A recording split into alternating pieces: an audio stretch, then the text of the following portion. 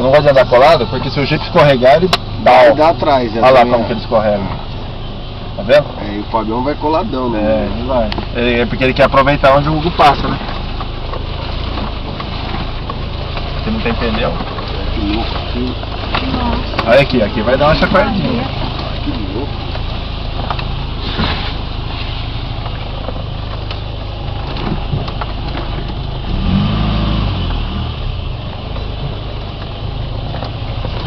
Uma massa embaixo, né? Aí é tudo preparado, né? Não amassa. Não é que nem carro. É alto, Sim, né? Não, e também mesmo por baixo é tudo, né? É muito ferro. É. O cara já sabe que vai pegar esse tipo de coisa com esse carro. É, já foi feito pra isso, né? E se pensa num carro normal aqui, deixa eu largar de escapamento, cárter, vai ficar tudo no caminho.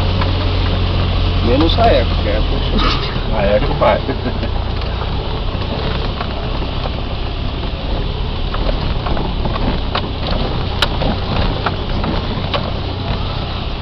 Olha, já tô com o CD inteiro.